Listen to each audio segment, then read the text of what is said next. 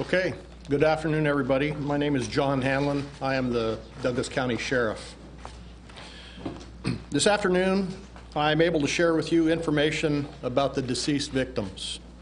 The information I am about to provide will be posted at www.flashalerteugene.net so that you may have the proper spellings and details. The victims are Lucero Alcarez of Roseburg, 19 years old. Quinn Glenn Cooper of Roseburg, 18 years old. Kim Saltmarsh Dietz of Roseburg, 59 years old. Lucas Eibel of Roseburg, 18 years old. Jason Dale Johnson of Winston, 33 years old. Lawrence Levine of Glide, 67 years old. Mr. Levine was the teacher. Serena Dawn Moore of Myrtle Creek, 44 years old. Trevin Taylor Onpak of Sutherland, 20 years old. And Rebecca Ann Carnes of Myrtle Creek, 18 years old. At this time, I'd like to introduce Fire Chief Greg Marler of Fire District Number 2, who would like to make a few comments regarding two of our victims. Chief. Thank you, Sheriff. It saddens me to announce that two of these victims were actually members of our immediate fire and EMS family. Obviously, we are family, and this hurts. This situation is personal to us, and we share in the pain that this community is feeling right now. But I want to let everyone know our service and our response will not be affected in the light of this tragedy. We're working actively with law enforcement in their investigation, and then we ask that all questions be forwarded through their public office. I have some remarks from the family. The Anspaugh family, for Trevin Anspaugh, would like us to thank everybody for their heartfelt thoughts and prayers during this difficult time. Trevin was one of the most positive young men, always looking for the best in life. Trevin was larger than life and brought out the best in those around him. In Justin and Kim's words, Trevin was a perfect son. Thank you.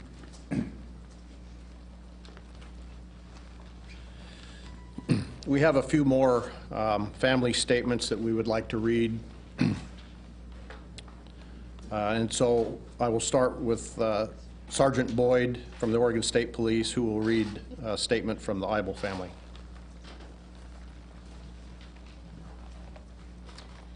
This statement is from the Lucas Eibel family. We have been trying to figure out how to tell everyone how amazing Lucas was, but that would take 18 years. Lucas loved Future Farmers of America, volunteering at Wildlife Safari, and Saving Grace Animal Shelter. He was an amazing soccer player. He graduated Roseburg High School with high academic marks. He was a Ford Family Foundation Scholarship recipient. He was an Umpqua Community College Scholars Award recipient. He was studying chemistry. Memorial donations can be made to Roseburg High School FFA and to the injured victims.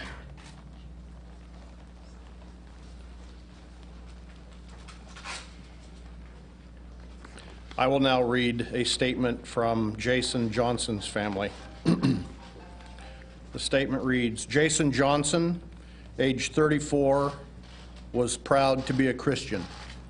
Jason recently enrolled in school at Umpqua Community College. Jason's mother said that Jason was proud of himself for enrolling in school, and so was his mother. They felt that Jason had finally found his path. His family says that he will be loved and missed. And now I will ask Sergeant Boyd again to come up and read a statement from the Cooper family. I will read a portion of the Quinn Cooper family statement. We are shocked this has happened. Quinn was only 18 years old. He had just graduated from Roseburg High School in June.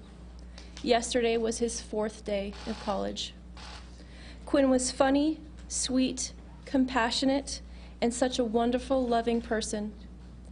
He always stood up for people. Quinn and his brother Cody were inseparable. Quinn was going to take his brown belt test on October 10th. He loved dancing, voice acting, and playing ingress with Cody. I don't know how we're going to move forward with our lives without Quinn. Our lives are shattered beyond repair. We send our condolences to all the families who have been so tragically affected by the strange gunman. No one should ever feel the pain that we are feeling.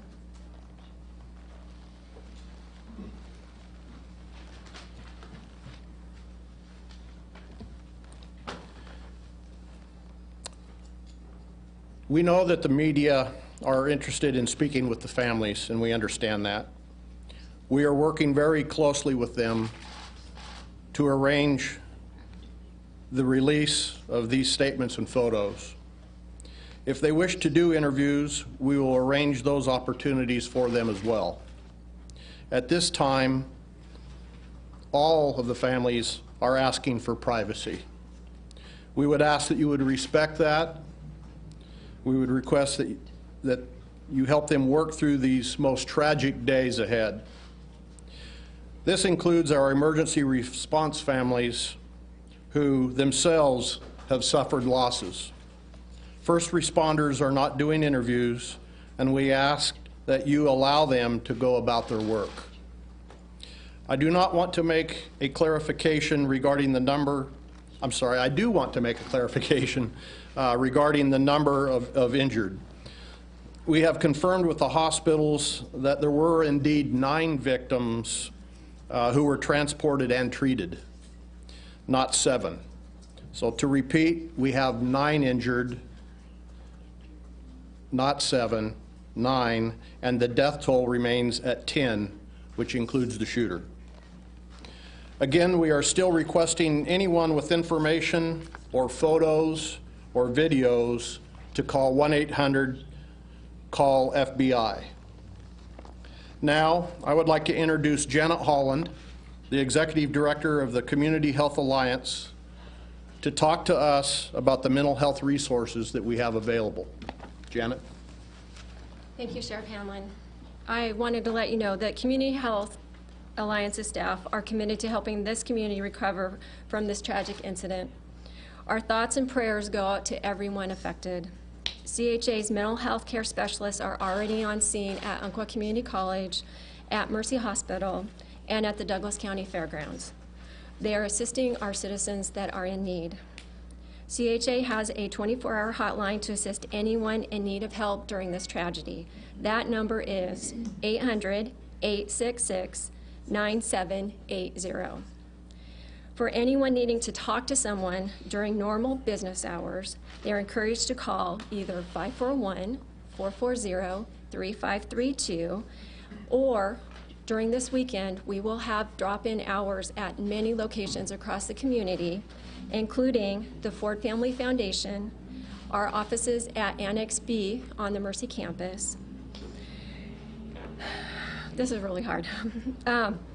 In the days and weeks to come, our CHA staff will be working with other healthcare professionals as well as state and local agencies to assist Douglas County residents recover from this unfortunate incident. I have been totally amazed by the outpouring of support across the state. We have received offers from the community, from Colorado, and we will be coordinating those resources to make sure that the needs of our residents are taken. Coordinating those resources to make sure. On Saturday and Sunday from 9 until 8 at both our offices at Stewart Parkway at Annex B, as well as at the Ford Family Foundation. I want to remind everybody that during this tragedy, there's some things that we can all do. One is follow your normal routine. Do what you do on a regular basis. Second, take care of yourself. This was an opportunity. My son was at Uncle Community College, and I had him actually lots of hugs last night. That was the most important thing, and let him talk. I let him talk about what his experiences were. The other thing is talk to people. Third, turn off the media and take a break. I think that sometimes we can get inundated by all the media and it can be overwhelming. I talked to my mother yesterday and she also said, I need a break from this. It is important that we all take care of ourselves. And lastly, we need to help each other. I have been, and I was born and raised in this community. I have witnessed firsthand the resiliency of this community, and I know that together we can get through this. Thank you. She had a question. We'll have an opportunity for questions as soon as we get through this. If you could hold on to that, please. I'd now like to introduce Vanessa Becker. She's on the chair of Board of Trustees with the Umpqua Community College. Vanessa? Thank you, Sheriff Hanlon. I'm here today representing Umpqua Community College and also here representing myself as a community member of this incredible community. I want to express my deep condolences to all of the families that were affected that were listed today, as well as those who are injured and all of our first responders and people who have been on the ground since yesterday. I want to join my colleagues and my community members up here in saying thank you to the local community and their response. Thank you to our statewide community, our national community, and even international community support. So just want to let you know we're feeling it and we're grateful for that. I want to also confirm that our focus right now at the college is really to support students and faculty and staff, and that's what our major focus is right now. We're in the process of mobilizing buses for students who have questions that need to get up and get their vehicles that are still on campus. There are buses that are being staged right now at the fairgrounds, Douglas County Fairgrounds, at 3 o'clock. So I encourage folks that if they have cars that they need to get returned, arrive at the fairgrounds at 3 o'clock. We also, as Janet mentioned, have some additional trauma-informed counselors and mental health professionals to help support folks at the fairgrounds as well. So, thank you. And now I'd like to invite the Roseburg City Manager up, Lance Colley.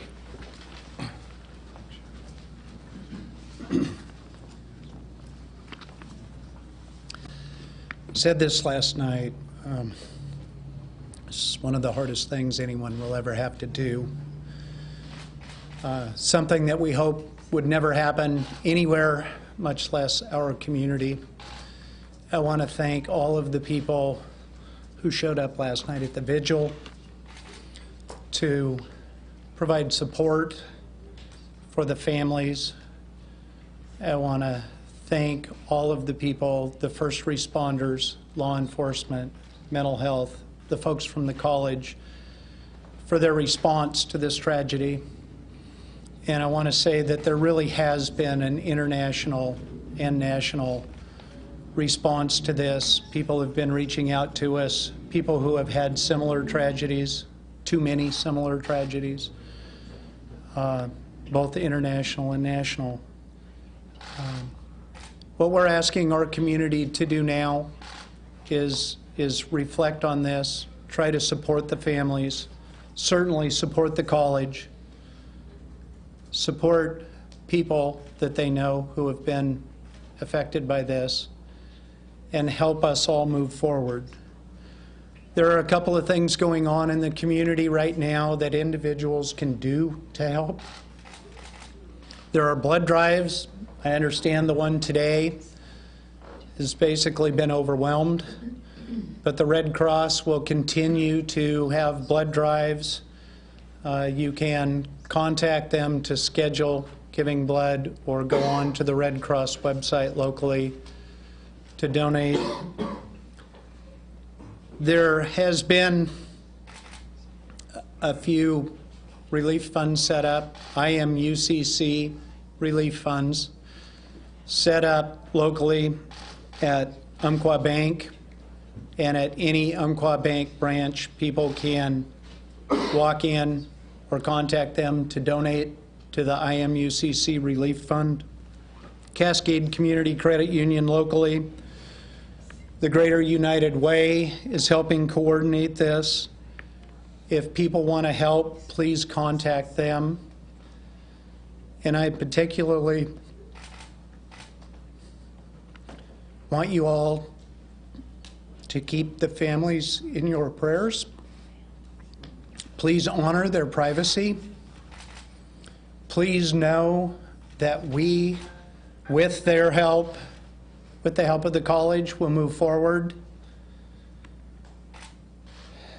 And please take an opportunity to recognize what a great community this is and what a great response they made. Thank you.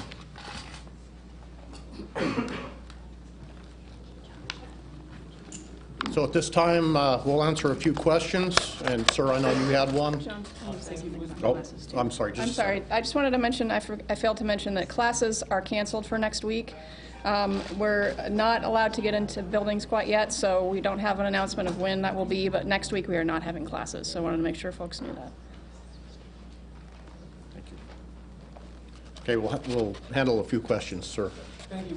Was the shooter a student at the college, and was he taking that class? And then the second part is, was there any, did he leave behind any papers, any statements he wanted to make? Yeah, those questions are all questions that we have intentions of answering as this investigation continues, but at this point we don't have those answers to report and share. Can you clarify what you mean by members of the EMS family? Were they EMS workers? Trevin Anspaugh was a son of one of our firefighters with the fire district, and Rebecca Carnes was a niece of one of our paramedics with the fire district. One more question. Sheriff, the person who, the older person who was killed, the 67-year-old was the instructor. Can you tell us a bit, or is anyone able to give us a bit of background on this person? I'm sorry, I can't. I don't have any other information other than what I gave you tonight. I'm sure soon there will be something more. Can you confirm whether the shooter was committed suicide or whether he was killed by police staff? At this point, that's all part of the investigation that's ongoing, and that determination hasn't been made. Thank you. That'll be the last question. Can you confirm whether the shooter...